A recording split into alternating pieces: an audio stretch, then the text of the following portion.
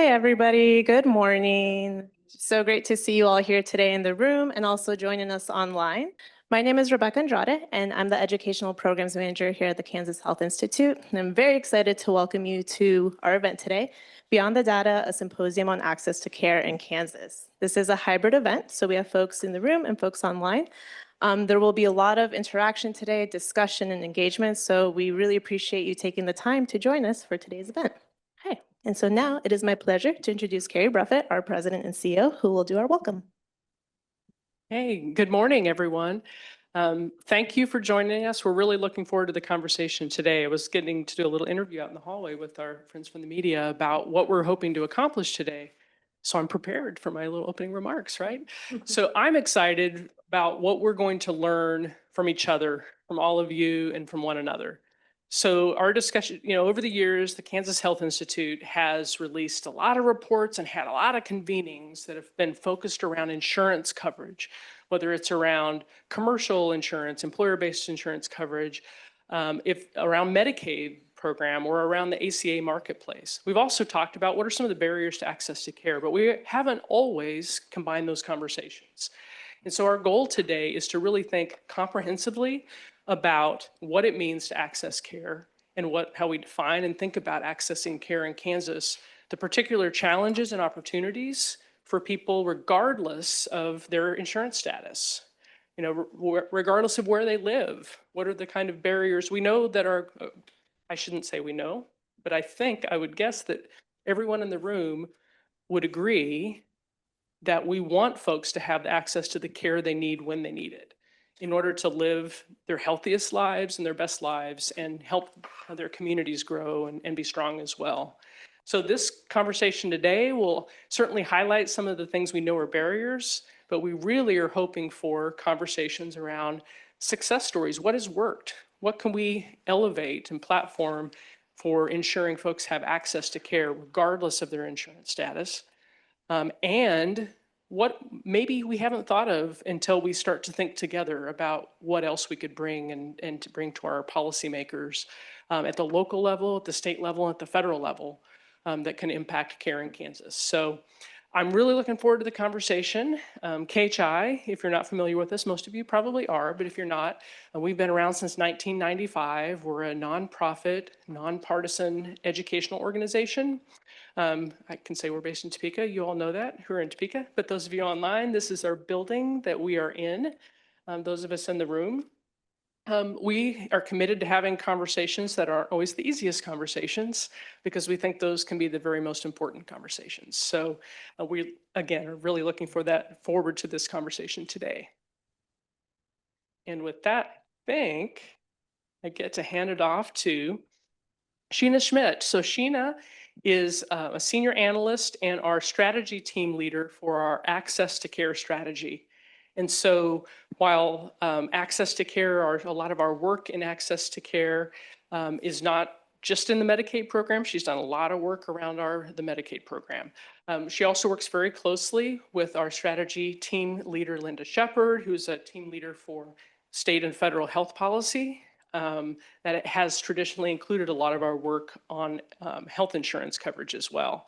So we don't really silo our work around health insurance and access to care just within the access to care strategy.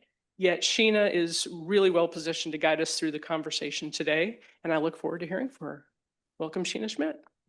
Thank you so much, Carrie, and thanks to the whole team for all of their work and planning for today, including Linda, our Director of Research, Lynn Che, and many of my colleagues you have seen and we'll get to meet and hear from in our wonderful facilitation that we have planned for you later today. It's been truly an honor to be able to understand more about access to care in Kansas and how the programs, whether at the state or federal level, can improve access to care.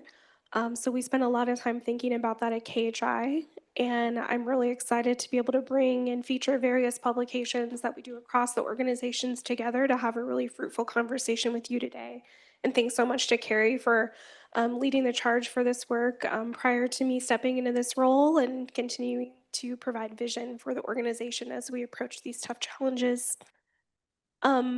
I'll just walk us through the agenda today. We're going to hear from national level keynote, framing access to care, hearing from perspectives from America's Safety Net. And I know we have members in attendance today from community care and others who really work in this space. So excited to hear from her. Then we'll jump into a policy cafe where you'll hear from various presenters and authors from some of our key insurance related publications. And then we will go into breakout discussions to understand how we can further deepen our understanding of what insurance means for access to care, having insurance, not having insurance, or having insurance, and whether it's working in terms of providing access to care to make individuals in Kansas live a healthy life. And then we'll come back together and share our insights and understand what solutions we can bring forward to inform our future work, our future products, and our partnerships as we go forward. You'll find on your tables, and for those joining us virtually, it'll be posted in the chat. It's a resource guide for you all to explore during the convening and beyond. And then following the convening, you'll be able to access the link on the bottom to watch a recording. Okay, so first I would like us to do a little bit of exercise to get us thinking in the space. We want to know, what does access to care mean to you? Okay, being able to get the care you need and your family needs when you need it. A healthier Kansas. Everyone is able to access the care they need regardless of their status or ability to pay. Finding nearby health services when you need it. Affordability and convenience. Affordable, timely use of health services. All right, so it's not just about going to the doctor. That's what I'm hearing from some of these responses. It's ability to get care when you need it at the time that's right for you, easily accessible, regardless if you can pay or not. I've heard of affordability is coming, no barriers, financial or otherwise, to getting the care you need. Transportation, the ability to achieve your healthiest self, health equity, affordability, and safety. Okay. Well, these are all themes that we spend a lot of time thinking about at KHI. And so we're going to present information to you today to help further explore these themes based on whether or not you have insurance coverage. So now, to ground us in some national level thinking and to understand perspectives from America's Safety Net, we are joined by Stephanie Krenrich, Senior Vice President of Policy and Government Affairs with Advocates for Community Health. Stephanie serves as Senior Vice President of Policy and Government Affairs at Advocates for Community Health, a nonpartisan membership organization of community health centers focused on policy and advocacy.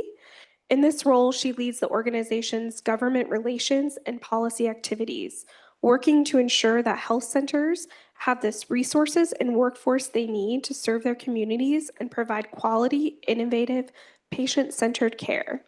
Before joining ACH, she was a Senior Director of Federal Advocacy at the American Cancer Society Cancer Action Network and Assistant Director of Policy and Advocacy at the Cystic Fibrosis Foundation.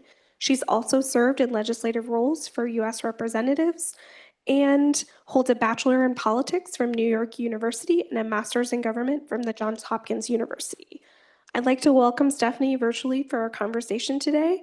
She's going to be talking about how the safety net provides services for individuals regardless of their ability to pay, and how they address some challenges related or how they address changing policy over time. So we're really excited to hear from her to ground us in our conversation.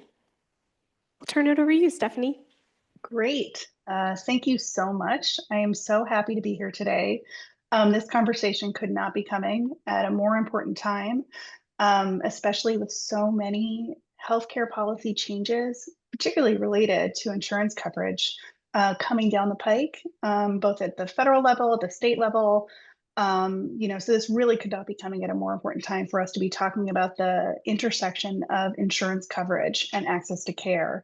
And I'm so happy to be here today to talk about community health centers, which I think is the best story in medicine.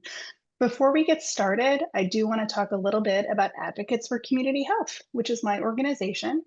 We are a nonpartisan membership organization of community health centers with 48 members serving over 4 million patients in 23 states and the District of Columbia and Puerto Rico, and that includes Kansas. So very happy to be here today.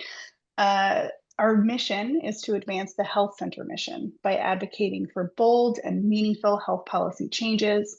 And our vision is to achieve healthcare access for our communities by transforming the healthcare system. I do want to point out that we are relatively new. We were founded in 2021 by some of the larger health centers in the country, looking to take a bolder approach to policy and advocacy at the federal level. And I'm thrilled to be able to be a part of it because it really is just such a dynamic group of people. So who work really hard every day to advance equitable access to care for their communities. So as we get started, I did just want to, provide just an overview. Since we are a policy and advocacy organization, I wanted to provide an overview of the issues that we concentrate on.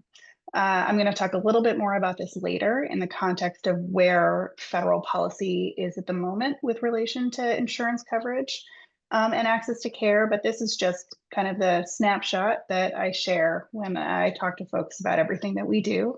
As you can see, we are nothing if not ambitious, and we did create this before this administration started, so we are obviously adapting as we go along to all of the different things that health centers are looking at right now. But just as an overview, the issues that we look at, 340B program, protecting the Medicaid program for community health centers, ensuring health centers can participate in value-based care arrangements, bolstering the health center workforce, ensuring financial sustainability for the health center program, looking at infrastructure resilience, which is everything from cybersecurity to emergency preparedness, everything in between. We're looking at innovation, things like AI and telehealth. And of course, we focus on access to care for everybody.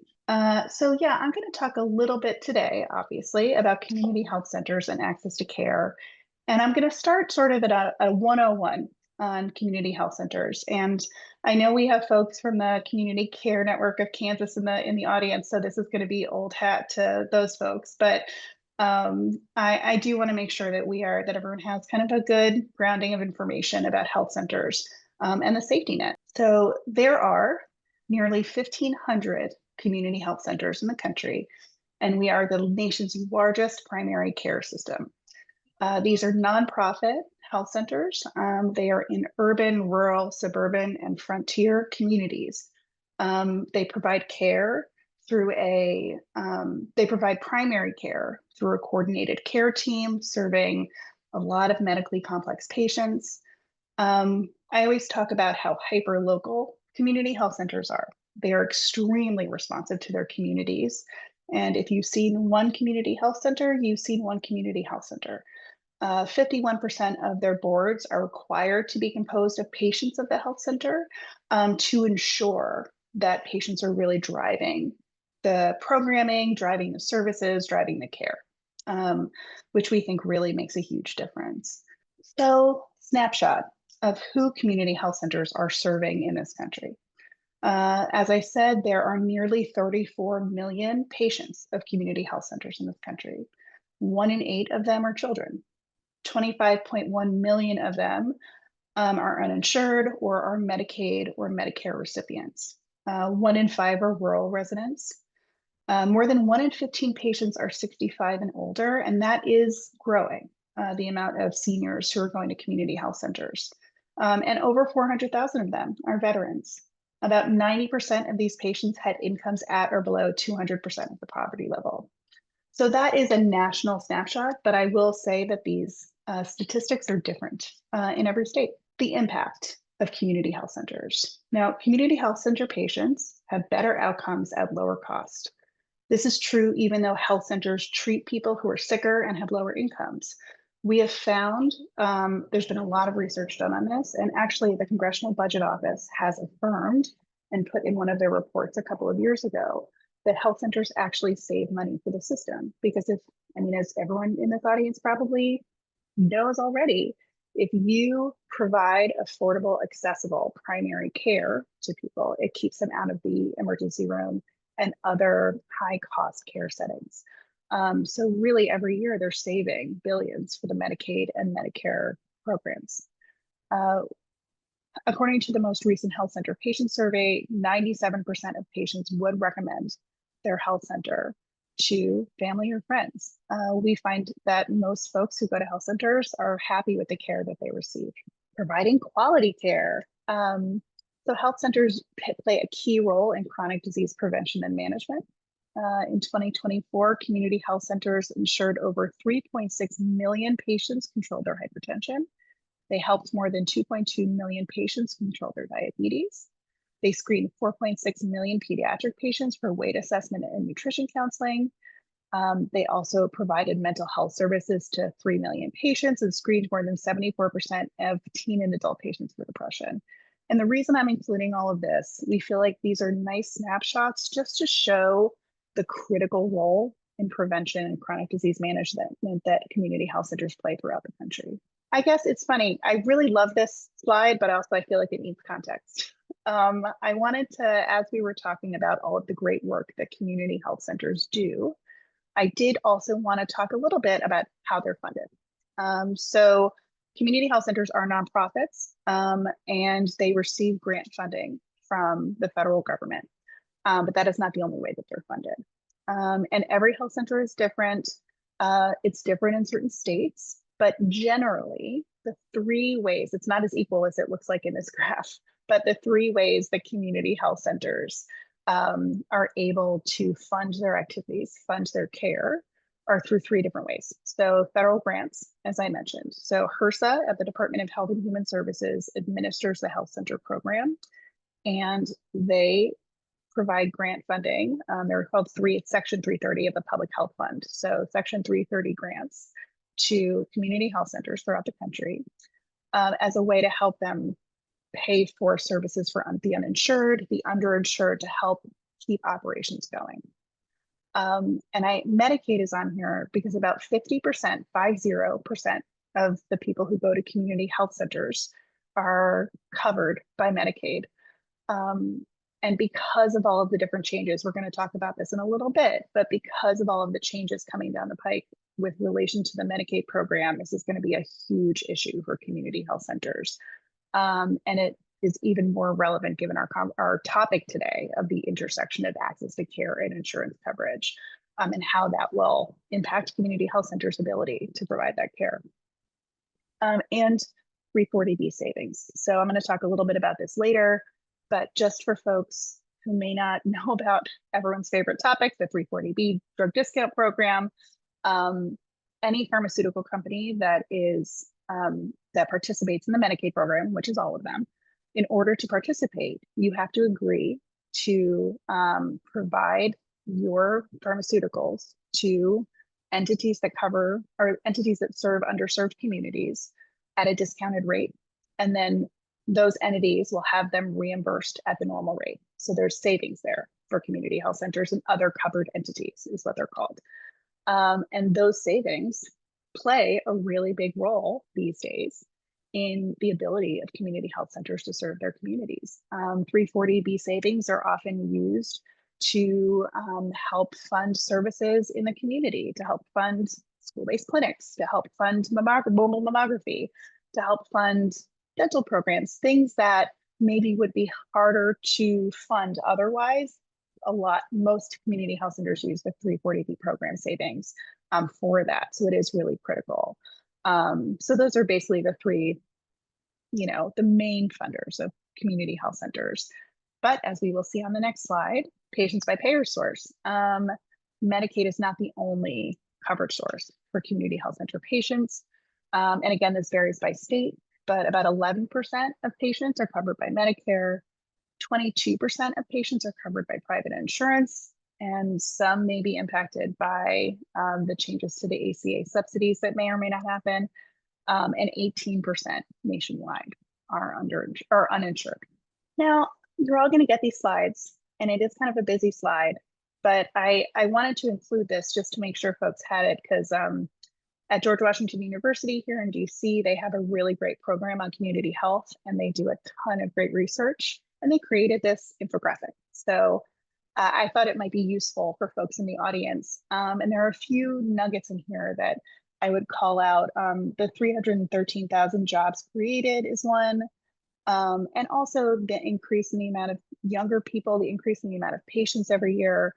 The patient population for community health centers is growing, and that is only going to continue with the policy changes we see coming down the pike. Now, our friends at the Kansas Primary Care Association, the Community Care Network, are the experts on this, but I did want to make sure that I gave you all a snapshot of health centers in Kansas and all of the great work that your health centers are doing in your state.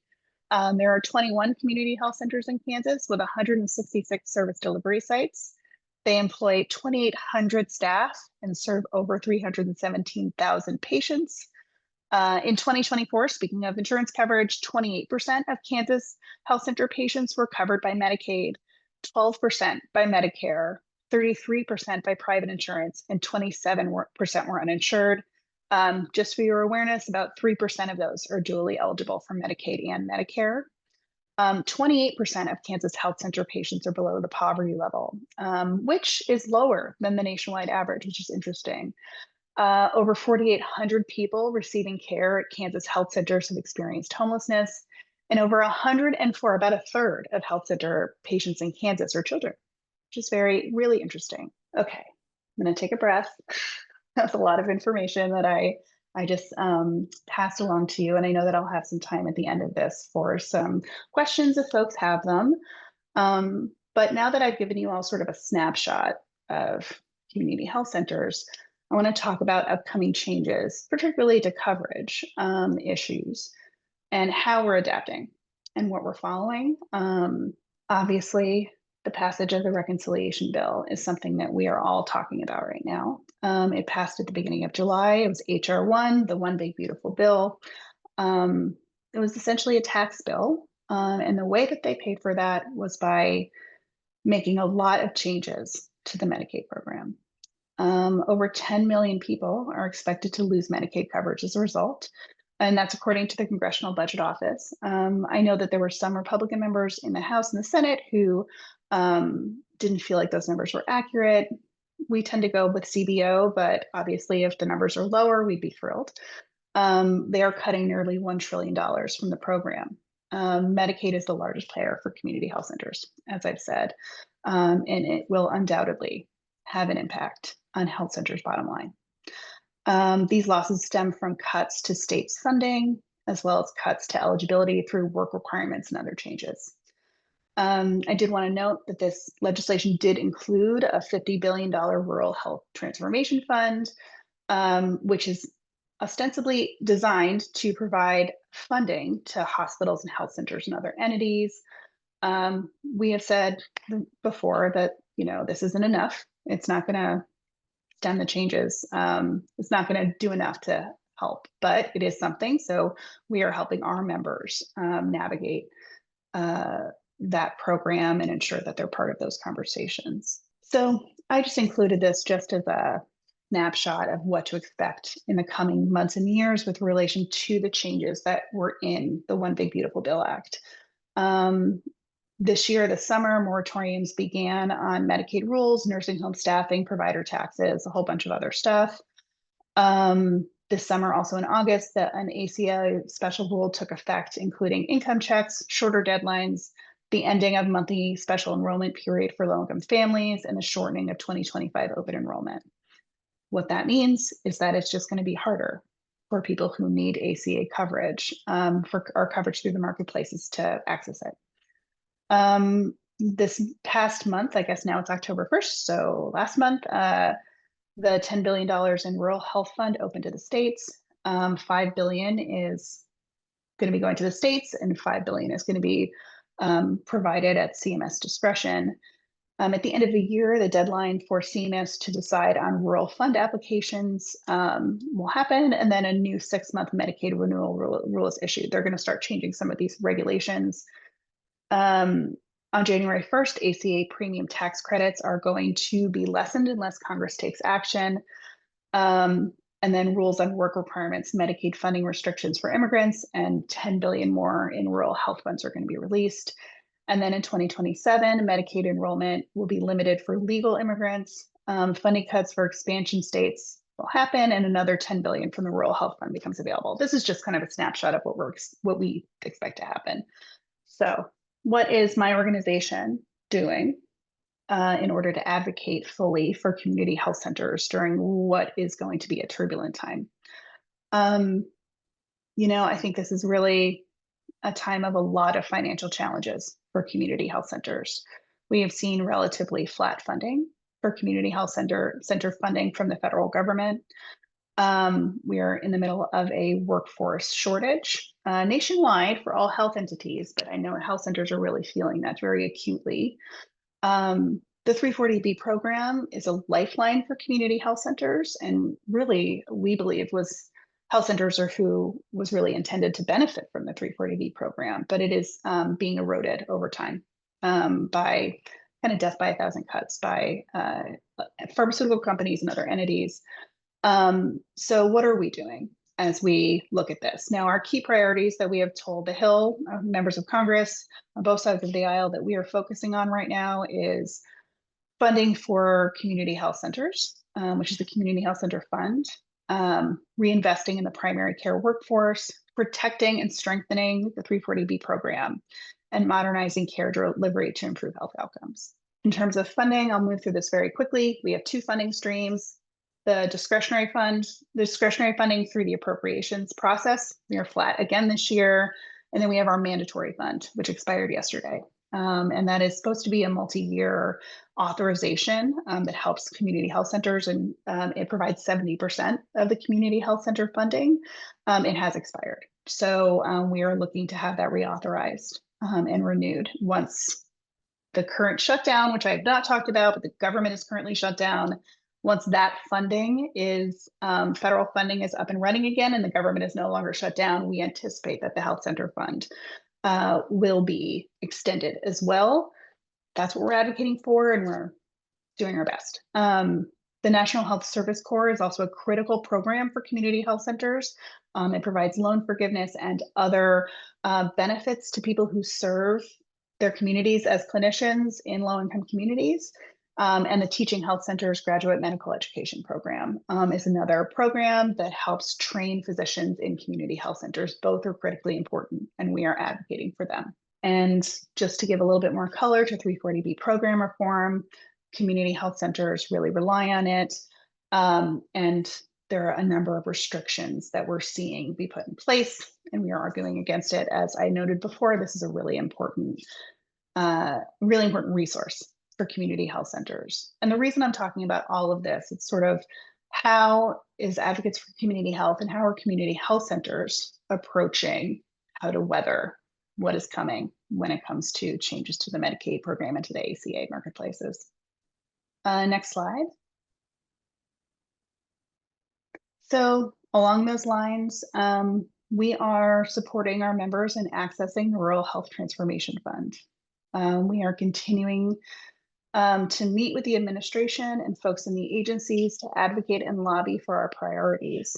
We are ensuring that community health centers can advocate for themselves and have the resources they need to talk to their elected officials, to talk to their lawmakers and their staff, and really emphasize the critical importance of resources for community health centers.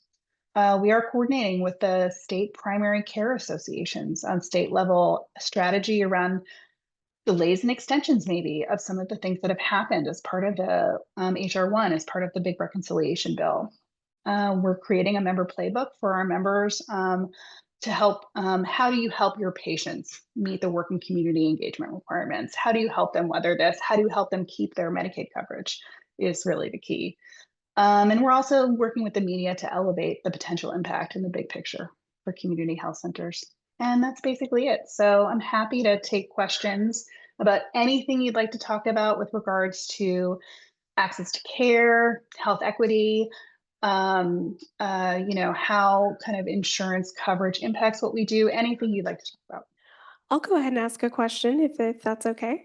So thinking about this issue of, you mentioned a couple times, the marketplace subsidies expiring and the government shutdown. How are you, or how were you thinking about if that expires and more people become uninsured as a result? How are you thinking about working with community health centers to address an increase in the uninsured related to policy changes that might be coming up? And I That's guess you can include Medicaid changes as well. absolutely. And, something I did not cover in my remarks, it's interesting preparing these as the government shutdown was looming, because I do want to mention that the expiration of the enhanced subsidies in the ACA marketplaces, that expiration is coming up at the end of the year on December 31st. That is playing a huge role in negotiations over the shutdown. Democrats are saying that they will not vote for any kind of continuing resolution unless that is addressed.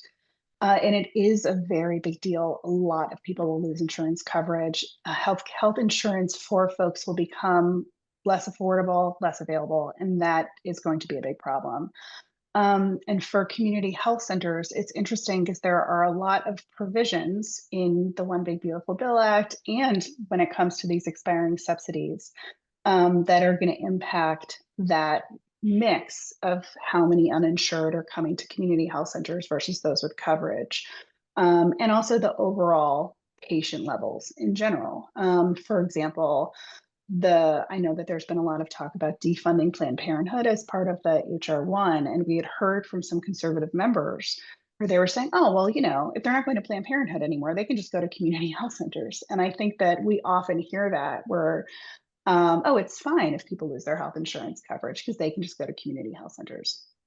But health centers cannot continue to do more with less. And I think it's going to be a big problem. And it is behind our push for more resources, and behind our push to ensure that all of the major pillars on which community health centers are funded are bolstered. And obviously, we're going to take a big hit with Medicaid. So how do we make sure that, say, the 340B program remains strong and viable? And also, how do we ensure that community health centers have the funding they need from the federal government? Our funding ask this year for the mandatory community health center fund, it is pretty high. It's a kind of a pretty large increase, but we feel very strongly about making sure that we are saying exactly what community health centers are going to need given all of the dynamics that we're seeing right now.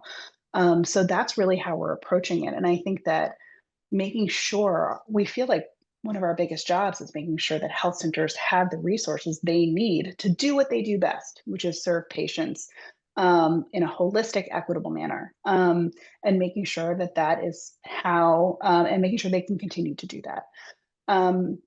Another kind of looking at this from the perspective of the administration and of some Republican members of Congress, we have also tried to make sure that we are making the case for how health centers can really plug into efforts around Make America Healthy Again, which talked a lot about chronic disease management and primary care and healthy foods and active living, and sort of how do we make that case to folks who are making decisions on how they're going to be spurring those efforts, that community health centers are really the ideal place to be looking at that. And community health centers with their food as medicine, food prescription programs, kind of all of the different diabetes management, hypertension management programs they have. How do we make the case that if there are resources, that some of those resources should be going to community health centers to help with these underserved patients, So I hope that answered your question. Yes, thank you. Any other questions for Stephanie? Oh, here. Thank you. I was recently at a forum looking at PBMs and pharmacies and what actual cuts are coming down. And it's just a short list on the Medicare list. We know that insulin is a priority and several others, but is there any thought that that discussion is actually going to go farther? Because what they have reduced so far is not going to have a huge impact on patients. And also PBMs have a lot of rules that are restricting our local pharmacists from being able to offer less expensive prescriptions to their patients. And I know here in Kansas, we passed a law several years ago when we were working with PBMs that within their contract, they couldn't lose their, that couldn't be a threat. Although I think they're working their way around that. And so pharmacists can't, can't really relate to the patients when they come in, and they're the ones that know the patients. They're the ones that know what they need. What all are you doing? I saw it on some of your slides, but just a little further description. Thank you. Absolutely. And I think that question of your two parts of your question, one about lowering drug prices and how can we make drugs more affordable for patients and for people throughout the country to make sure people can afford the medications they need. I know that there was an announcement yesterday at the White House about a deal that the president made with Pfizer to lower prices of some of those drugs. The president is keeping kind of the drug price negotiation rubric in place for the Medicare program that was started in the last administration. And yes, I mean, lowering prices for insulin, I mean, that is huge, but you're right, it is not everything. And I know that the administration is working on that. It is something we are following very closely to make sure that folks can still access make sure that people can access their medications. In terms of PBMs and kind of some of those rules around PBMs, I do know that in Congress, there is a lot of conversation about reform of pharmaceutical benefit managers. I mean, so much conversation, and that is a bipartisan conversation that is happening actively. And of all of the issues, I mean, there's a lot of issues that Republicans and Democrats are not aligned on. I think this is one that they are. So I would keep an eye on that because I do think, I'm probably being a little too optimistic, but I do think that we will see reform of PBMs by the end of the year if the government comes out of the shutdown and folks get back to work. I do think that that is something that people are going to be able to agree on. And there was a deal on that actually struck in December last year. It just never made it through to get enacted. So that is something that I think is going to be does feel like it is going to move. And your point is a good one about the ways that PBMs operate and how pharmacists do know their patients best, and tying their hands doesn't serve anyone. Okay, well, thanks so much. We are going to move on with our agenda, but thanks so much. Please joining me in thanking Stephanie for her remarks and also for answering questions. And we'll send you additional questions that we receive from today that might be relevant for you. But thanks so much. Thank you. Well, it is my pleasure to now invite all of you to join us in a policy cafe. I'll be your host for today. And we'll have presentations from my colleague, Casey Sink, who works on many of our insurance projects, and Cynthia Snyder, who's in the room with us today, who works a lot on marketplace-related insurance coverage products. I'll talk a little bit about how this will work. The World Cafe method fosters deep, meaningful dialogue that promotes knowledge sharing from diverse perspectives. So the way that we're going to approach our conversations today provides us a flexible structure for engaging these conversations, but we're going to walk away with something. We're going to walk away with some potential solutions to the challenges that we identify regarding access to care in Kansas. So here are some ground rules. So we encourage active listening, making contributions, focusing on what matters, and answering the questions that are posed, linking and connecting ideas that come out of your group, jotting and writing down questions or answers or thoughts in order to facilitate sharing out, and just kind of being intentional and slowing down so we have enough time to think and reflect. We have made this convening a little bit longer, so we do appreciate that you've taken time out of your day to help us think through these tough issues, but hopefully we've designed it in which so that you have time to really think and reflect on the questions that are being asked today. So we're going to have two 30-minute rounds. We'll have a little break in between. We'll discuss the barriers and solutions for the uninsured in Kansas and then the insured in Kansas. So you'll join a different breakout group for each round to hear from different people. So we'll all get to know each other and hear from various perspectives in the room. So again, we invite you to jot down your ideas, your questions, or thoughts. For in the room, we'll be doing it the old-fashioned way on these anchor charts, and virtually, if you're joining us online, our facilitators will guide you through a virtual tool called Padlet, where you can share your ideas. And at the end, we'll bring both the virtual perspectives and the in-room perspectives together so we can have kind of a roadmap at the end. So round one, we'll be discussing and hearing from Casey on the experience of the uninsured in Kansas. And we have one charge, which is to identify challenges that have the greatest impact on access to care in Kansans, or for Kansans who are uninsured, and what solutions should be prioritized for addressing those challenges. So let's get started. We're going to explore access to care for Kansans who are uninsured together. Hi, everyone. My name's Casey, like Sheena mentioned, and we're going to take a moment to kind of go through some data on the uninsured population in Kansas. Understanding who lacks coverage and where helps give us valuable insight into the barriers that some of these Kansans may be facing when trying to access care. So we're going to start with just some quick facts to kind of set a baseline. In 2024, about 8.5% of Kansans, which is roughly 250,000 people, were uninsured. And this is the fourth consecutive year in a row that Kansas has had a higher uninsured rate than the US overall. And I'll also note this 2024 data is the newest that is available. It recently came out last month. So this is some fresh uninsured data that we're able to provide for you guys. Looking a little bit deeper, something that really caught our attention in looking in this new data was the increase in uninsured rates among children.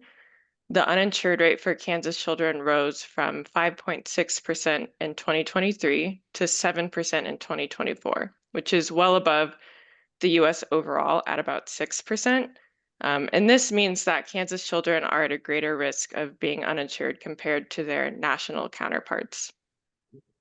Looking at some other groups in Kansas, we also saw major disparities by race and ethnicity. Among Hispanic Kansans, 22% were uninsured, which is nearly 4 times the rate of non-Hispanic white Kansans, which sit at 8.5%.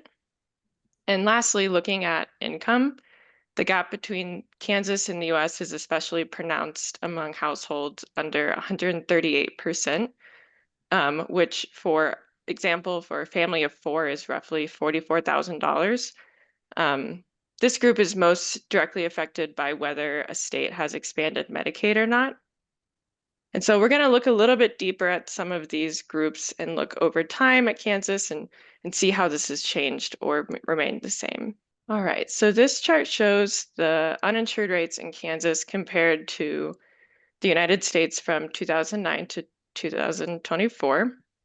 And you can see in those gray boxes, we have some national policy changes just to kind of give some context. And you can see that such as the Affordable Care Act with declines in the uninsured rate after 2014. But what really stands out is that historically, Kansas, which is the blue line, has consistently tracked below the national rate.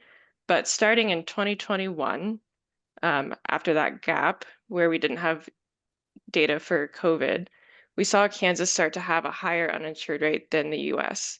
And this is the beginning of those 4 years that I mentioned that Kansas has remained at a higher uninsured rate than the US. And this persistent difference tells us something important. While federal changes move the needle, state level decisions also play a critical role in determining how many people have coverage. So looking a little bit deeper at age, if we move to the next slide. Here we see the uninsured rates broken down by age groups. We have 2 age groups. We have those who are age 19 to 25 and children. And looking first at young adults, 19 to 25, which is the black line at the top, as well as the light blue line. Those have continued to be the highest uninsured rates among these two groups in Kansas and the US, and some reasons why, you know, they're less likely to have an employer-sponsored coverage and they're under the age of 26. But what I really want to look at together is that uptick that I mentioned among children. In Kansas, the children's uninsured rate has historically been close to the national rate, but has widened in this most recent year of data. And those lines, hopefully you guys can see it in the room, it might be small, but the yellow line is Kansas children, and running along right with it is the green line, which is US children. So you can see going back, you know, the last 10 years or so, it's been pretty consistently near each other, not statistically different. But this year we really saw this uptick among children moving to 7%, which is the highest it's been in Kansas in roughly a decade. And moving to the next group we'll look at is Kansans and US citizens by selected race and ethnicity groups. And as I mentioned, we really see some disparities here in this graph. As I mentioned earlier, Hispanic Kansans experience uninsured rates at nearly 4 times non-Hispanic white Kansans, and Hispanic Kansans are going to be that black line at the very top in the newest year. And we can see over time they've kind of persisted at being at the top for Kansas with the highest rates. Black Kansans also experience higher rates than white Kansans, though not as stark as the Hispanic populations. The yellow line will be the Kansas Black or African American group. So in Kansas, we have the black line, the yellow line, and the blue line at the bottom. So you can really see those gaps kind of persist over time. So something is potentially keeping those from narrowing. And then finally, we'll move to the last slide that we'll look at together. And this map shows insurance rates, uninsured rates, sorry, by county and urban rural classification. So essentially what this means is the darker colored counties are those they're the least densely populated. They have the least amount of people per square mile, essentially. As we get into the blue color, the lightest blue are the urban counties. So those are the most densely populated. So you can look at this map, find the county that you live in or work in, and see what group you fall into. For myself, for example, I grew up in Riley County, so I can see that it's the teal color, which means it's a semi-urban county. And so what we've looked at is the uninsured rate by these urban rural classification groups. So we can see, you know, for frontier counties, which are the most rural counties, the least densely settled, has the highest uninsured rate amongst these groups. Both frontier counties and rural counties and densely settled rural counties have higher uninsured rates than the overall state percentage. Both the semi-urban and urban counties have a rate of 9.6, which is lower. So looking at this, we see that the uninsured rate is not just an urban or rural issue. It exists across both, with often having different drivers. This geographic variation reminds us to look at solutions that might need to be tailored. A strategy that works in Sedgwick or Wyandotte might not work in Wallace or Barber. Taking all of these points together that we've looked at, I know it's a lot of data, but as we move into our conversation, you know, these data points give us a really clear picture that the uninsured population is not a uniform group. They are children, they're young adults, families with low income, Hispanic communities, and people living in both rural and urban counties. So just take that into the conversation today, and I'll pass it back to Sheena for some instructions. Thank you, Casey. All right, so now we're going to enter round 1 of our breakout discussions. If you're joining us virtually, you'll be sent into breakout rooms and you'll have facilitators to guide you through the experience. And for in-person, we'll have, I believe, two breakout groups, and we'll have staff here to facilitate our conversations. So once again, the goal for round one is to understand what challenges have the greatest impact on access to care for Kansans who are uninsured and what solutions should be prioritized. So we'll have 30 minutes and then we'll come back together and have a break. All right. Well, thank you for your participation and all the great discussion. We are going to put a pin in the discussion for round one, and we're going to jump right into round two. So we're going to hear a little bit of information just like we did the last round, but this time we're going to discuss access to care for Kansans who are insured. So taking us back to our first exercise, what does access to care mean to you? We heard a lot of information. It's not just about insurance coverage. It's about other things too. It's about other services. It's about cost of care, whether you have insurance or not. It's about whether you can make it to your appointments, where you live, if you can see the provider that you can need. Those are some of the things I heard. So now we're going to hear some information about insurance coverage and those who are insured in Kansas. And I'm going to turn it back over to Casey. Thanks, Sheena. Like Sheena said, we're going to be looking we're going to flip from the uninsured population, and we're going to be looking at those who do have insurance, health insurance coverage. And just a couple of quick facts to get us on the same baseline. More than half of Kansans obtained their health insurance coverage through an employer, with 54.7%. Public coverage has increased over the last decade from 23.9% to nearly 30% in 2023. And then among the insured Kansans, nearly 7 in 10 had private coverage, which is made up of employer-based or direct purchase or military TRICARE. And then lastly, looking at direct purchase coverage, this provides a key option for Kansans without employer-based insurance options, and it represents about 6.5% of the state's population. We'll just look at a few graphs together. We can move to the next one.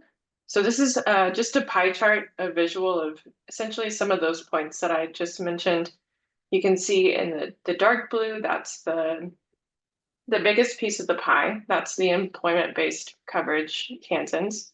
And together with direct purchase in the light blue color, that's the private coverage, which makes up about 61%. And then looking at public coverage, making up about 30% or a third of Kansans, that is made up of Medicaid and CHIP, Medicare, VA healthcare, and those who are both Medicare and Medicaid eligible.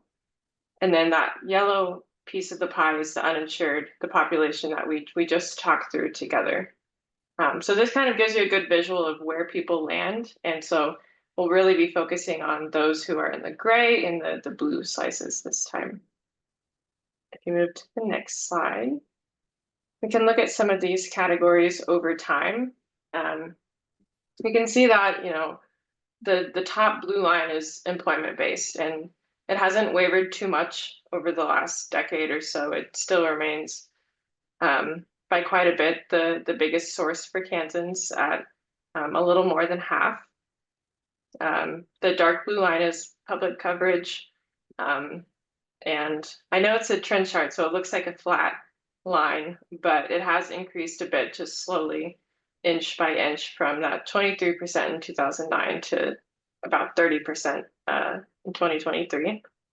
And then the last group that we talked about, direct purchase, is the gray line at the bottom of the chart. And it's moved around a bit. We're at a pretty similar place in 2023 as we were in 2009. There's been some ebbs and flows, but consistently about that portion of the population. And my coworker Cynthia is going to dive a little bit deeper into direct purchase and the marketplace. So I'll pass it over to her. All right, so I'm going to talk to you a little bit about the marketplace. And as many as you know, the marketplace is really, it's an online platform. And it's where individuals and families and small businesses can compare plans, enroll in private health insurance, and potentially qualify for income-based tax assistance. So the advanced premium tax credits or cost savings reductions cost sharing reductions. And so as we think about the marketplace, and we've talked a little bit about it already today, it's really probably the biggest share of the direct purchase. It's for the 2025 year, a little over 200,000 Kansans enrolled in the marketplace. And for 9 out of 10 of those folks, they receive some sort of a APTC, so advanced premium tax credit. And for almost half those, the insurance premiums were $10 or less. So it also, not only access, but affordability. So this timeline really helps us look at kind of the history of the different policy impacts affecting the ACA marketplace from the Affordable Care Act being enacted and all the way through what is the enhanced subsidies of the ARPA and Inflation Reduction Act, which they may potentially end. So as we look at the policy piece, and again, a lot of discussion this morning about upcoming policies, and I think a lot of discussion nationally as well with the policy piece, is that one of the key things being decided right now is, will those enhanced subsidies be allowed to sunset at the end of the year? So that's a hot topic of debate. So raise your hands if the first thing you did or one of the first things you did when you woke up this morning was to see what happened overnight and see what happened with the subsidies. So I think that that was a big activity, I think, among this group in terms of understanding what the potential impacts would be from those being allowed to sunset, and that may change. So we'll stay tuned for that. I will, because Stephanie did such a great job in covering some of the upcoming policies, I'm not going to dive in deep into that area as I would have, but I do want to point out one additional thing that Stephanie didn't cover this morning, and that's the $5 premium responsibility. So codified in the HR1 and was part of the final rule is that we have had a system where there's been, the majority of folks have re-enrolled from the previous year. So part of that is new folks to the marketplace. There's folks that actively re-enroll. So they go in and they may choose the same plan, but they actually go into the system and they look at the different plans and make a choice. But then there's also another group of folks. And for this year, it was about 77,000 Kansans just automatically re-enroll in the same plan without entering the system. And so that's the group that would be at most risk for that $5 premium responsibility. So that's, again, something to continue to watch. So when I think about policies from the previous slide, I like to think about them in context of this, which is just a trend chart of enrollment each year since 2014 to our most recent open enrollment period, showing the 200,000 Kansans that are currently enrolled. And so as I think about policies and impacts, and I'll point two things out on this slide. So if you look at enrollment from, say, 2015 to 2021, those years had what was the same APTC. So they had the advanced premium tax credit. What changed and what people are talking about that may sunset at the end of this year is those enhancements. So starting in 2021, you have a couple of things going on. You've got the enhanced premium tax credits. So the premium tax credits will continue, but what's being discussed is that enhanced piece, so making the premiums even more affordable and the cost sharing reductions even more affordable in terms of out-of-pocket costs. And so when you're looking at the trends over time, you can see 4 years of record growth. And a lot of that is being driven by increased funding for navigation and then also by the enhanced subsidies. And so this is the same information, but what we've done is we've disaggregated the data and broken it down by federal poverty level. So when you look at the yellow line, what you're looking at is folks or individuals and families that are between 100 and 150% federal poverty level. And as you can see, while all groups have grown, particularly in the last 4 years, that group which has grown the most. And so they are a group that really benefits from both advanced premium tax credit, but enhanced premium tax credit and the CSR. So I will leave you with that, and I will turn things over to Sheena to tell us more about Medicaid. Thanks, Cynthia. And if you have any questions about any of this information, we know it's kind of a lot to convey for the breakout discussions. We can help answer those during those discussions.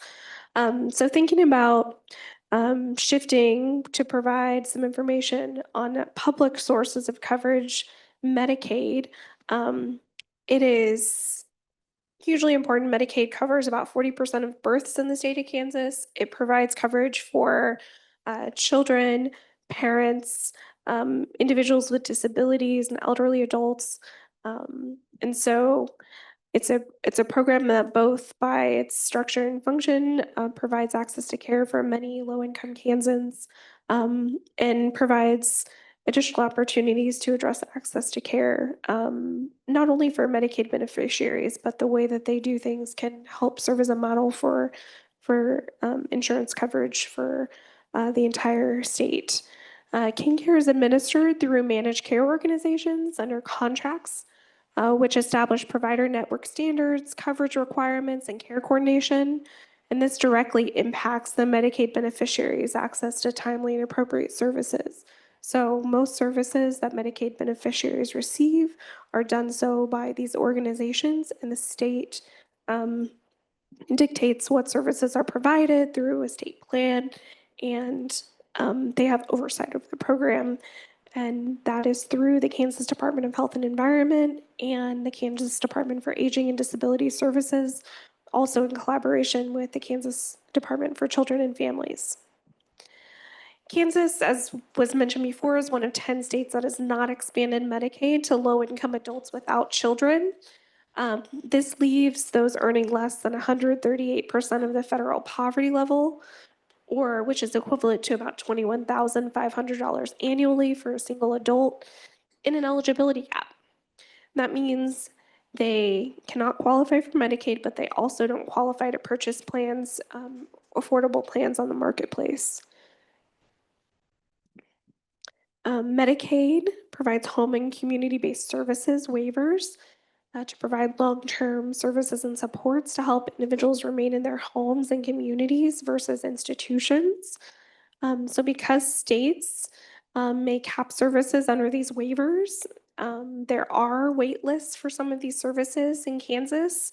One that you might hear about a lot is the Kansas IDD waiver. That wait list can be up to 10 years. Other waivers do not have wait lists. So that's just something to keep in mind when we're thinking about challenges and access to care for Medicaid. KinCare continues to cover telehealth services. These services were expanded during COVID-19 and many remain. They cover live video visits, audio-only visits, and remote patient monitoring with some program-specific requirements, but that's something that Medicaid has offered and continues to offer to its beneficiaries, in addition to some of the other things I mentioned, like care coordination. And then MCOs can also offer things like value-added benefits. The state does not pay for those, but they can pay for things like incentives to purchase healthy foods, transportation, reminders about appointments, and preventive care things too. So a little bit more about who's covered in Kansas, which I just mentioned before, but low-income parents and their children. This includes pregnant women, parents or caretakers, infants and children, including children in foster care. Low-income older adults and people with disabilities. There are several programs within the Medicaid program that cover those individuals, and they're listed there. And then other Medicaid populations include eligible individuals with certain medical conditions. And in addition to some other kind of niche programs that Medicaid covers populations, there are certain required populations that are be covered by the federal government, and then optional populations that Kansas also extends coverage to. And one thing to note, which I mentioned before, it does not expand coverage to adults without children, no matter their income below at any income level. All right. So thinking about policies and enrollment in Medicaid over time, just like we went through with the marketplace, you can see here from 2008 to 2025, we have enrollment, and it's kind of steadily gone up from 2008. And then when we hit 2020, you see that was the start of the pandemic. They had some pandemic-related policy changes, namely, there was not required to, states were not required to check eligibility during the pandemic, and so people were allowed to stay on Medicaid. So you can see that uptick during the pandemic from 408,000 up to, in 2023, 529,000 individuals were on Medicaid at that time. And then as the unwinding period happened, you can see that the states had to resume their eligibility determinations, and as they did so, enrollment went back down. Also important to note that the CanCare MCO contracts were rebid and reawarded, and those took effect earlier in January of this year, and they included many requirements for MCOs to provide access to care for various populations in Medicaid, in addition to the covered services that are already federally required. And this is a look at Medicaid enrollment across Kansas for adults. You can see that the highest enrollment is in southeast Kansas in the dark blue, and then in pockets in more rural Kansas areas in Wyandotte County. So it kind of varies across the state, urban and rural, in terms of enrollment, and that just is based on eligibility and who's in those communities. So at the very least, we know that every county in the state of Kansas has individuals that are on Medicaid. And when we look at children, Southeast Kansas does have the highest percentage on Medicaid. It's kind of hard to see, but Bourbon County in Southeast Kansas has 60.1% of children on Medicaid. In Southwest Kansas, Finney County has 57%. Haskell County has 60%. Seward County has 65%. So some counties, children rely heavily on Medicaid. And so thinking about access to care for children based on where you live, whether providers accept Medicaid, those are some things that we'll kind of talk through during our breakout discussions. So now, you have all the information you need to solve challenges that are impacting access to care for Kansans who are insured. And then what solutions should be prioritized. All right. Thank you so much for participating in both rounds of discussion. These are not easy topics to discuss, but being willing and especially not only to identify challenges, but really to think about how we can move the needle on some of the challenges were really important. So I'm going to turn it over to our virtual breakout facilitators. And what I'd like you to do, we're going to start with our first breakout. So for the uninsured, please do one challenge that you identified and one potential solution to address the challenge that came out of your breakouts. Emma, can we start with you? Yes, hello. All right, let me just pull up again my page and I'll give you some insights. So we really started off the bat with identifying several challenges and context around the ability to access services and how geography influences access to care. So we really landed on a conversation about cancer and cancer treatment specifically for those who are uninsured, even noting like a challenge that some uninsured patients who may have a cancer diagnosis even forgo having the screening to determine if they have cancer because they have this notion and know that they may not be able to pay or access care knowing that, so that they even forgo that diagnosis. And so just thinking more broadly, having those complex conditions and complex care needs just makes the situation all the more dire, where that opportunity for trying to access care maybe in your community could be a good starting point, and having that level set of education and options. So that was our main opportunity that we identified, was that community-based hubs could be a potential opportunity to explore further and put resources in to create these non-stigmatized areas to promote healthy behaviors, and then also providing some education for those maybe needing more complex care. Thank you so much, Emma. And for those that were in the breakout with Emma, if you'd like to add any additional comments or suggestions in the chat, we welcome you to do so. And that's true for all of the groups. So we'll go ahead and move on to our second group. Shelby, would you like to come and share what your group discussed for the uninsured challenge and opportunity? Absolutely. And just want to reiterate a theme that Emma brought up. Cancer played a large role within our discussions as well, but I'm going to focus on something a little bit differently from that. So we had quite a bit of conversation on how immigrant populations or immigrant communities are having a really difficult time accessing care, just based on some of the changes that have been made to eligibility within recent legislation, which reduce their options on how they're accessing coverage, what they're able to access, and how that impacts their health. So that's one significant challenge that we discussed. And additionally, within that, just the added complexity of language barriers and navigating a really complex medical system in the United States. So that was one area that we discussed pretty heavily. One solution, or one example of a solution that we discussed, was a program in Kansas City that works to help get patients the specialty care that they need. It's called Why Joe Care. Within this, there was some challenges that were brought up, including how there's some red tape that's put in by hospitals that want to make sure that their providers are getting approved for participating in that program. But we really did see this option, or expanding or strengthening this type of program across communities in Kansas, as a way to get care to the people who need it most within specialty care. So I'll turn it back over to you, Sheena. Thank you.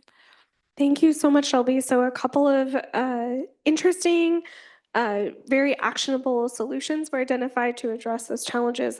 That's really interesting. Thank you for sharing. I will now turn it over to Casey. Discuss what your group shared. Sure, thanks. So there's a couple of similar themes that I'm hearing.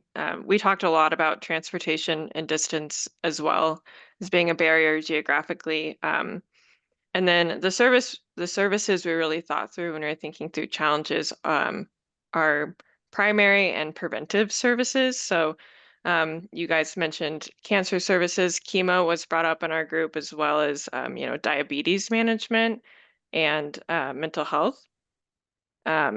So thinking through some of the financial barriers and wait times for those services was something we talked about as a challenge. For opportunities, we talked about some of the things that were brought up in other groups, but one unique one that we talked through was telehealth and how that's kind of changed over time in Kansas. And it's not perfect, but it provides an opportunity for maybe some of those in more geographically challenged areas, or even in urban areas who aren't able to leave their home and get reliable transportation as an option. Thanks so much, Casey. Next up is Kevin. Tell us about what your group discussed. Yeah, thanks, Sheena. We had a lot of the same conversation as the other groups. We discussed issues with transportation, long distances, limited public transit, and things like that. But maybe one thing that's a little different is we discussed some issues surrounding provider shortages and the difficulty recruiting and retaining providers in rural areas. which can affect wait times and access to primary care or specialty care. Um, Somebody mentioned that this might be related to high medical education costs in the US, um, which can limit provider supply. And this might even be especially uh, important for primary care because specialists often make more money than primary care physicians. Um, and then, so that was really kind of the way we captured the challenges. And then on the opportunities or potential solution sides, we discussed mobile and community-based care, like expanding mobile clinics, expanding telehealth, and then doing it in a sustainable way. We also discussed workforce pipeline improvements, potentially focused around reducing medical school tuition and improving loans and ways to attract more providers that way, especially to underserved areas. Thank you, Kevin. We really appreciate it. All right. Victoria. Hi, everybody. So we've mentioned some of the common themes of transportation and just geographic barriers to reaching providers. Something that wasn't mentioned is accessing services for specialists that they may be way out of the distance for some people to reach. Something that else that is a challenge that was not mentioned is education. People may not understand just, I guess, like some things regarding their care that may need help interpreting things, as well as language barriers. So those are some things that can help just prevent people from really understanding their health, but also helping the doctors or providers really reaching them and helping them throughout their care. Some solutions that we came up with is definitely telehealth. That is a way to kind of bridge the gap between the distance. Having people to help with translation, especially if for unique languages, that can help, as well as using partnering with local resources such as schools and community centers to help provide some of the care for those who are not able to go to hospitals. Thank you so much. And a couple of the last groups are talking a lot about solutions and understanding like how can we expand services for those that are uninsured that don't exist related to primary care. So that was interesting. All right. And last but not least, I'll turn it over to Val. Hello. So yes, our groups, touched on a lot of what other people have already said, but we did have quite a bit of a focus on education and not only knowing how the healthcare system works in Kansas, but also the importance of having a primary care doctor and focusing on prevention so that it avoids maybe accumulating large hospital bills later on. Someone also in our group really wanted to highlight the cultural factors across Kansas, and I think specifically farmers were mentioned in a sense of pride. If they're not able to pay for it directly, then they don't want to ask for help, and that can be a barrier as well. So opportunities that we talked about from a policy or system level, we talked about Medicaid expansion, kind of on a local level. The community health clinic in Southeast Kansas was talking about that if a child comes into their clinic and is uninsured, they make sure they connect with the family to see if it's something about they're not able to finish the application or they missed a deadline or really work through the challenges that they're facing. Thank you so much, Val. So over here in the room, we'll go ahead and I'll turn it over to Carrie. Okay, I'm going to go stand behind you. So I'll probably be off camera. So our group one, when we were talking about the uninsured, a lot of the same themes that came up in the online conversations came up there as well. So we grouped them, and you see we were heavily sticky note reliant in my facilitation approach here, but we grouped for the Kansans who are uninsured. We talked a lot about distance. We talked about transportation and providers and workforce. Culture and language came up as well. I think overall, when we got to our challenges, we had coverage and cost, language, culture, knowledge, policy leadership as a challenge, and at the state level as well as local, and then support for social determinants of health. I want to call out specifically sort of the time accessibility, which is a matter of not just distance, but also the hours, because it relates to an opportunity that I want to highlight. Overall, though, so several of these came up. It was pharmacy access, having availability after 5, getting time off from work to be able to access care, just having a lack of time and transportation, transportation to providers who are not going to likely be in your immediate community, like a long-term care provider, but sometimes other specialty care providers. So in the solutions, for all of these are kind of a grouping as well. We had quite a few around workforce and knowledge, both building up and supporting navigators, but also community health workers in the community that can be both navigators, but also help support and provide access to primary care. Had quite a bit around coverage policies, including employer-sponsored insurance subsidy, for example, and some different policy options. But I would think that the one that came out across all these sticky notes as much as anything was the idea that we need funding and policies to support expanded services and expanded hours in the usual places of care. So where people already are going for their care, if they have that access to care, how do we ensure, or can go, how can we extend those hours and maybe expand the services that are available, have behavioral health services in more primary care settings, have primary care services in more behavioral health settings. Expanding what is all available, but we know the group, all of the ideas underline that requires funding and that requires policy to make that work. Thanks, Carrie. And I'll go ahead and share from our group. We had a lot of the same discussions. So challenges that were identified for those who are uninsured. There was one statement that was made that I think was important to highlight, that there will always be an uninsured population in Kansas if the current system is in place, if it remains. And we're especially seeing that as referenced in the increase in the uninsured rate for children. Transportation came up as a key challenge.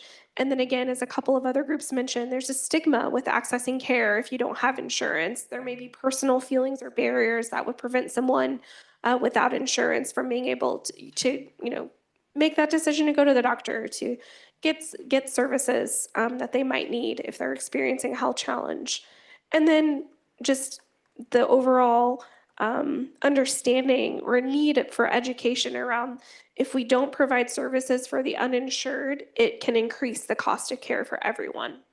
So thinking about opportunities, a lot of them that we discussed relied on public support and public policy for services, distributing more services or providing a regional approach to provide services for the uninsured across the state. And that can look like having school-based clinics, just like the other group mentioned, mobile clinics, shared resources in rural areas, and expanded access to telehealth and other services for the uninsured populations. And to address the stigma, it would look like building trust with communities and individuals in communities and patients with clinics that are providing access to care for uninsured, so that they do feel comfortable either seeking care or getting that support that they need in navigating their health. So, all right. So I think we'll go ahead and now share out from the second round, where we discussed similar challenges and opportunities for the insured population in Kansas. And I know there were 4 groups that discussed this online virtually. So I'll turn it back over to Casey and Valentina to share the results from that discussion. Sounds good. So we had a great discussion, and I think the main theme was not all insurances are created equal.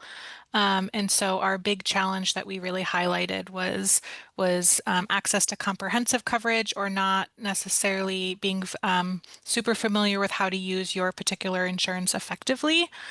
And some opportunities that were highlighted were the navigator,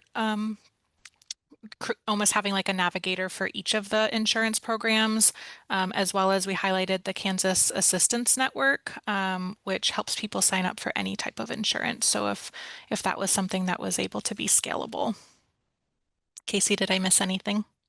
No, I think you nailed it. I was just going to add, I think there were some interesting similarities between the uninsured conversation and the insured conversation. And a few that I noticed between my two groups was administrative barriers, transportation, and broadband access. So I think sometimes we think if we fix one, we fix it for maybe the uninsured group, but it seems like there are issues that are persisting for both.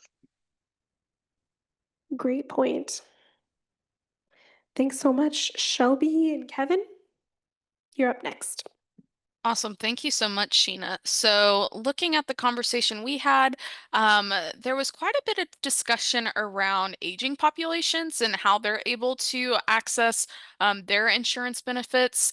So one challenge that was kind of raised to the top was signing up for Medigap within the first 6 months of Medicare coverage, and how that has been a challenge for folks in ensuring that they have the most opportune availability of insurance. With that, we had some conversation on how to close that gap. So some states are looking at an annual enrollment period for Medigap for those who don't sign up initially. Additionally, another potential opportunity that we discussed was direct primary care. So what are the ways that we can get patients and providers connected, and it's not necessarily like changing what their insurance looks like, but it's another opportunity that has shown success for folks who are able to afford that subscription. But I'll turn it over to Kevin to see what I'm missing, because I know we had quite a bit of conversation. Thanks, Shelby. I don't have too much to add, but one of the things that popped out at me after we had these discussions on, focused on the uninsured population as well as the insured population, was just how many of the challenges seem to cross over and not just be connected to one group or the other. We heard things about transportation. We heard that in both groups. We heard things about access to providers and specialists in primary care. We heard that in both groups.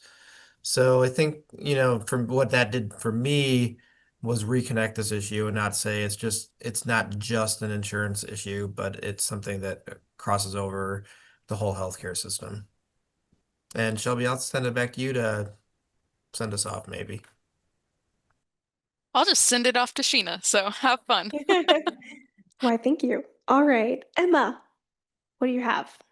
Yes, I echo what a lot of folks have already said. I think the key takeaway from my group was that the system is so complex to navigate for a lay person. You almost need a formal education just to understand your benefits, and how to receive care with the coverage that you do have. And so even some folks brought up referral pathways, having those being unclear and having it be easy to fall through the cracks, and kind of it ends up on the patient needing to kind of advocate for themselves a lot of the time. And so how can the system be more efficient and supportive in getting that person through the care pipeline to the better health outcomes? I want to kind of highlight a couple of opportunities that stemmed from our conversation around challenges. So workforce pipelines was one area that could be more clearly defined. We specifically talked about behavioral health, which led into a discussion about some folks in the state doing some promising work in that area, which WSU Tech, they are doing some work. We heard for expanding behavioral health technicians in the state. So even having some of those champions in our state that can help establish those workforce pipelines could be very valuable. And then also, just broadly speaking, having some standardization across plans, either through regulation or universal health coverage was brought up in our group as well, but taking away some lessons learned from how that system operates for our own system could be beneficial. And I'll Thank turn you, it back to Emma. you. Yep. Thank you Thank so you. much. Very interesting to hear what's going on in Kansas right now that could be expanded. And last but not least, we have Victoria online. Hi. Most of the things that we have in our discussions really echo what we've already said. We discussed that there are challenges for people, even with insurance, to receive specialist care that may or may not be in their network. So that being a challenge. Something else that we've already mentioned that we discussed is just insurance from start to finish. So there's in general, are some things that we don't completely understand of just specific plans and plan types, and we can't translate that to every provider. So it's not standardized. Also, as well as hidden costs, deductibles, copays, prescription costs, things like that, may make it more challenging for people to just kind of juggle and understand all of the intricate things that are going on. And this may be a challenge for those who are younger, maybe somebody who is like me, or I didn't know how insurance worked before, or maybe somebody who's older. So just having this process of facilitation as people are trying to get insurance. So maybe they're enrolling, looking for resources and trying to apply, as well as in the middle of getting care. So understanding how insurance works, that being as an opportunity to intervene. Something that we discussed, as well as just education in general with insurance to the general public, is one thing that we can do as that we've already echoed is telehealth is a great resource. But not everybody may have access to broadband or insurance. So maybe creating a space to have telehealth services in a public, safe area that is free for access may actually reduce some of those barriers. So just having a place where people can go if they, if people have like a 15-minute follow-up appointment, they don't have to drive 2 hours for their specific specialist.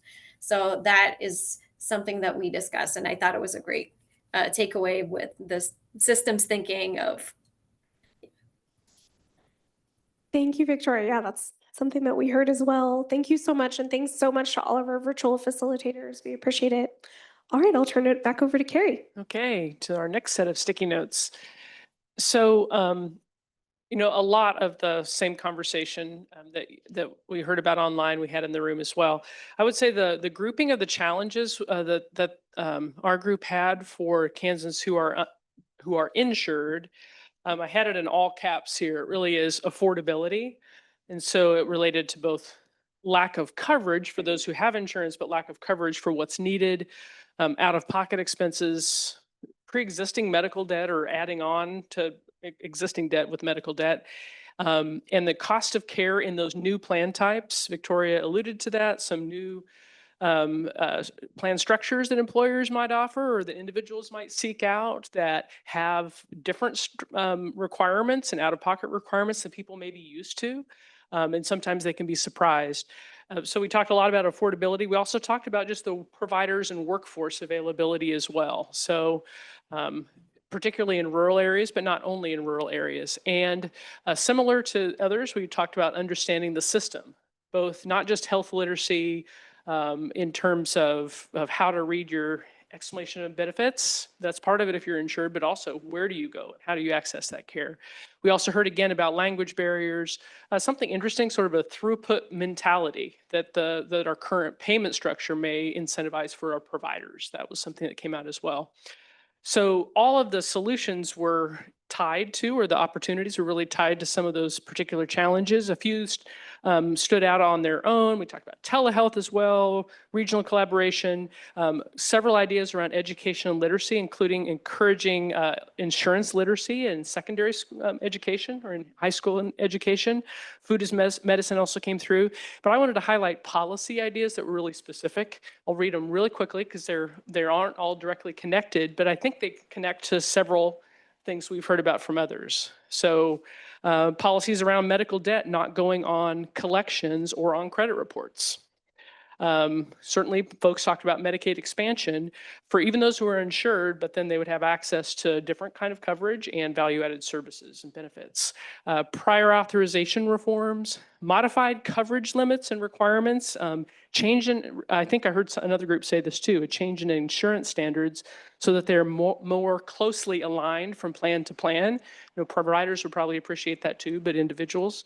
And then incentives for providers to pursue specific specialty areas as well as primary care. We have some of those systems, but how do we build up on those policies? So I think there were some really specific ideas that would really, to everyone else's comments as well, not just benefit those who are insured, but benefit those who don't currently have insurance as well, and benefit the whole system. Hope I didn't miss anything, but thanks. All right, so the advantage of being last is that everybody's already covered a lot of the great ideas. So I'll go ahead, and actually I may just go ahead and I'll go over to kind of some of our solutions, because I think we had some unique opportunities or potential solutions. One that I elevated that I thought was really interesting was standardized coordinated insurance forms between the different carriers. So for claims and prior authorization. So some standardization there and coordination. I heard this in other groups too, but that navigation, case management, care coordination. So again, including that, not only that health literacy piece, but being able to walk through a really complex process and to have somebody that to walk with you to help you understand that. So that education, but that literacy including cost, coverage, patient advocacy. One, I think probably a little unique that I don't think I heard was school-based programming. So I did hear the idea of educational opportunities for health literacy, but it actually start that in high school and college and as an opportunity. All right, did I cover everything, group? Okay, I got some nods. I think the one thing I would mention is that kind of drawing upon care coordination and those kinds of activities and public insurance programs and making them available across other types of insurance was a key thing that was offered as a solution. In addition to, there was a challenge that was identified around workplace support for addressing health needs and maybe so providing some education to employers why it's important to provide support to their employees in order to access help they need, even if they have insurance. So I think that will do it. One of the items on the resource guide was something we just released this week, which was the, I think it's on here, right? The Delphi study. Yeah, so understanding what happened to health in Kansas, what happened to Kansas health ranking. What was interesting to me in hearing all the report outs is a lot of the issues that came out from those expert round of surveys and feedback from experts and leaders, some of whom, maybe some of you or some of those folks as well, maybe that's why they're coming, or maybe it just validates the kind of issues that are really important. So hopefully you have a chance, if you haven't had a chance to look at that, that would be helpful too. I think presenting sort of for us, next steps include how can we take what we've learned from today and from that project as well and turn that into our next body of work that really can support the policymaking process in Kansas. So I see these as very connected. Thank you, Carrie.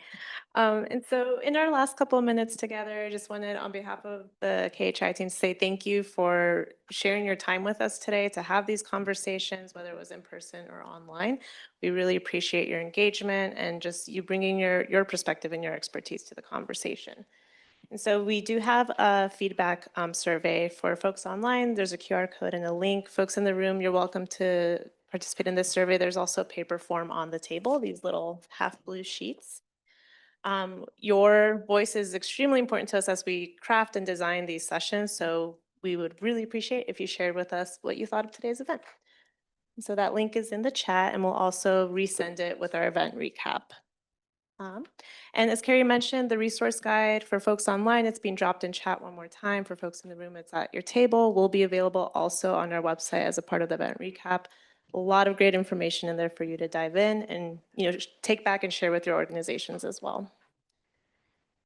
And as we shared, lots of resources on our website, so khi.org. You can hop on there and explore more. But yeah, big thank you from all of us for your time. Thank you to all the presenters and to Stephanie for joining us as a keynote. We hope you have a wonderful day.